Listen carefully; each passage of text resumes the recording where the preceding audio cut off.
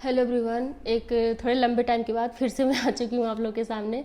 और आज बात करते हैं कोचिंग या फिर सेल्फ स्टडी। इसके ऊपर काफ़ी टाइम से हो रहा था, मैंने पोल भी लगाया था तो ज़्यादा वोटिंग इसी पे हुई थी कि कोचिंग करें या सेल्फ स्टडी करें, इसके बारे में वीडियो बनाओ। तो वीडियो को लास्ट तक देखना। इसमें मैं 3 चीज़ें आप लोग के साथ शेयर करूँगी। एक तो ये है कि कोचिंग के लाभ और हानियाँ क्या हैं, दूसरा ये है कि मेरा अनुभव क्या है, तीसरा ये है कि आपको करना चाहिए या नहीं करना चाहिए। ठीक है, मैं आपको तीनों बताऊंगी, इसके बाद आप एनालाइज करना कि आपको करने की ज़रूरत क्या है। ठीक है, पहले तो हम बात कर लेते हैं कि कोचिंग की देखो कुछ अच्छाइयाँ या बुराइयाँ क्या, मैं वो आपको बताती हूँ। देखो आपको कोचिंग करने से क्या फ़ायदा है, जैसे कि हम जो बुक्स हैं, अब सारी बुक्स पढ़ना थोड़ा सा टिपिकल होता है, बजाय कि कोई छाटा माल दे दे, है ना। कोचिंग वाले आपको क्या करेंगे, कंटेंट दे देंगे। अब लोग कंपैरिजन करते हैं कि सेल्फ स्टडी करें या कोचिंग करें। आप कोचिंग करोगे तो भी आपको सेल्फ स्टडी करनी है, वो आपको कंटेंट प्रोवाइड करते हैं, ना कि वो आपको पढ़ाते हैं। आपको पढ़ाते नहीं, वो कंटेंट दे देते हैं, बस इतना रहता है, बस इतना इतना पढ़ लो हो जाएगा, है ना। अब इसमें वो अच्छी बात है कि आपको बहुत ज़्यादा डिस्क्रिप्टिव नहीं पढ़ना पड़ता, आपको चीज़ें इकट्ठी मिल जाती हैं, सारी चीज़ें इकट्ठी मिल जाती हैं, वो पढ़ना आपके लिए आसान हो जाता है। तो कोचिंग करने से आपको यही लाभ है कि आपकी जो चीज़ें आपको इकट्ठी मिल गई। अब देखो हानियाँ इसकी ये होती हैं कि मतलब यार देखो, अब पता नहीं पिछले पैटर्न पे ही पेपर होगा, पता नहीं वैसे ही क्वेश्चन बनेगा, या जितनी चीज़ें हमें पढ़ाई जा रही हैं वो सही है कि नहीं सही है। क्योंकि क्या होता है, जल्दी जल्दी ख़त्म करना होता है उन्हें उन्हें इतना ज़्यादा ये नहीं है कि वो डेडिकेटेड होकर आपको करा रहे हैं चीज़ें। फिलहाल मैं अभी अपने एक्सपीरियंस से उस चीज़ को आपको बताऊंगी आगे चल के। ठीक है, मैं आपको अपना अनुभव इस चीज़ में बताती हूँ। कोचिंग करने का मेरा अनुभव क्या रहा है। देखो पहले मैंने सेल्फ स्टडी ही करी, क्योंकि मैंने टीजीटी से शुरू करा था, मैंने सेल्फ स्टडी ही शुरू करी। इसके बाद हुआ क्या कि मैं जब टेस्ट दे रही थी, तो टेस्ट के दौरान मुझे कुछ कुछ चीज़ें, जैसे कोई चीज़ें नहीं समझ में आ रही थी, तो मेरे को लगा कि ठीक है एक बार कोचिंग करके देखते हैं होगा क्या। और मैंने अपनी नोट्स भी बना ली थी, मैंने सेल्फ नोट्स भी बना ली थी, मैंने खुद की किताबें पढ़नी शुरू कर दी थी। जब मैंने कोचिंग करा, मैंने कोचिंग की भी नोट्स बनाई। यही होता है जब आपके पास, आपको पता नहीं होता है कि आपको क्या करना है। ठीक है, और ठीक भी है, शुरुआत में ये सब चीज़ों से आपको गुजरना पड़ेगा, ये कोई दिक्कत की बात भी नहीं है। मेरे पास 2 नोट्स हो गई, मेरी खुद की नोट्स, मेरी कोचिंग की नोट्स। ठीक है, अब मैं अगर दोनों को कंपेयर करती हूँ, मैं सच बताऊँ, मैं आपको बताऊँ, कोई भी कोचिंग आपको 100% पढ़ा ही नहीं सकती है। 60% वो आपको कराते हैं, और वो भी जो 60% करा रहे हैं ना, उसको आपको पढ़ना है। वो आपको सिर्फ प्रोवाइड करा दिए हैं, गाइडेंस दे दिए हैं, बाकी आपको पढ़ना है। तो ये मत कहो कि कोचिंग करें या सेल्फ स्टडी करें। ये नहीं है कि कोचिंग कर लिया तो आपका सिलेक्शन हो जाएगा, कभी नहीं हो जाएगा जब तक आप उसको सेल्फ स्टडी करोगे नहीं उस चीज़ को लेके। तो आपके पास ये अच्छा है कि आपको गाइडेंस एक मिल जाती है कि ये चीज़ें पढ़नी है। जैसे क्या है, जिन बच्चों को प्रीवियस ईयर का नॉलेज है, जिन बच्चों को ये पता है कि क्वेश्चन कहाँ से आएगा, या कोई उनके पास बड़े हैं तो उनसे वो थोड़ा राय सलाह ले रहे हैं, तो समझ में आ जाता है।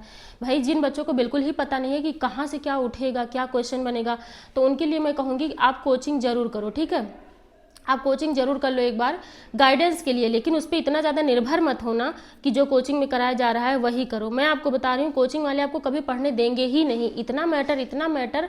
और वो मतलब 60% भी पर्याप्त नहीं होता आपकी एग्ज़ाम के लिए। कोई भी कोचिंग आपको इतना नहीं पढ़ाती है कि आपका 100% वो करा देगी। हाँ, मैं ये कहती हूँ क्वेश्चंस पे डिपेंड हो। जैसे आप यूट्यूब खोल रहे हो, आपके क्वेश्चंस जो होते हैं, मॉक टेस्ट जो होते हैं, उन सब पे डिपेंडेंट बनाओ।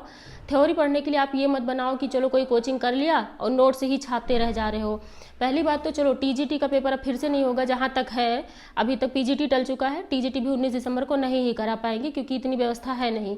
लेकिन एलटी का एग्जाम 21 को होगा, तो एलटी वालों को अब नोट्स छापने की बिल्कुल भी ज़रूरत नहीं। आप अपना टॉपिक वाइज पढ़ाई शुरू करो, सिलेबस को देखते हुए क्वेश्चंस करो। ठीक है, अब अगर आप नोट्स छापने बैठोगे तो फिर वो छपता रह जाएगा, कोई काम में भी नहीं आएगा, ऐसा पड़ा रहेगा।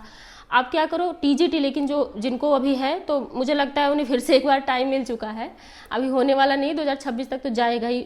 अभी तक जो मतलब ऐसा कोई आधिकारिक वो नहीं आया है, लेकिन पीजीटी टला, टीजीटी भी टलेगा ही टलेगा। तो आप कर सकते हो कि कोचिंग से शुरुआत करो, सारी चीज़ें सेल्फ स्टडी करो, आप बहुत अच्छे से कर सकते हो। लेकिन एलटी के लिए आप टॉपिक वाइज पढ़ाई शुरू करो, ये इस पचड़े में मत पड़ो कि कोई कोचिंग कर लूँ। तो जो लोग मुझसे ये पूछ रहे थे कोचिंग करें कि ना करें, आप सिर्फ कोचिंग इसलिए करोगे कि आपको गाइडेंस चाहिए, आपको मैटर चाहिए, आपको पता होना चाहिए आपको क्या करना है। बाकी इसलिए नहीं चाहिए कि बस मैंने कोचिंग कर लिया तो मेरा हो गया, ये नहीं आपको करना है। निर्भर आपको सेल्फ स्टडी पे ही रहना है।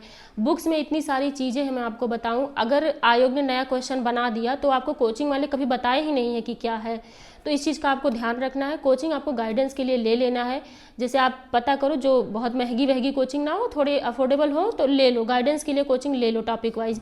बाकी आप उस पर निर्भर मत रहो, बस देखते रहो, बाकी निर्भर आपको अपने खुद की स्टडी पे रहना है, सेल्फ स्टडी पे रहना है ना। तो मैंने आपको बता दिया क्या करना चाहिए, और मेरा अनुभव यही रहा है हमेशा से कि मैं आपको बता रही हूँ, मैंने जब कोचिंग करी चीज़ों को, कुछ चीज़ें मेरे से छूट रही थी प्रैक्टिस सेट में, मेरे कुछ चीज़ें मैं समझ नहीं पा रही थी, तो मैंने देखा कि बच्चों ने कहा कि ये मैम ने पढ़ाया, वो सर ने पढ़ाया, तो मैंने कहा ठीक है एक बार थोड़ा सा देख लेते हैं। जब कोचिंग करी तो कई सारी चीज़ें उसमें ऐसी हैं, जैसे क्या होता है क्लास लेने से ना, हम लोग जो क्वेश्चन कर रहे होते उससे जो सर हैं क्वेश्चन करा रहे हैं, एक्स्ट्रा कुछ बातें बता रहे हैं, तो आपको याद हो जाती हैं, जैसे कि वो याद हो जाती हैं, पढ़ना नहीं पड़ता है।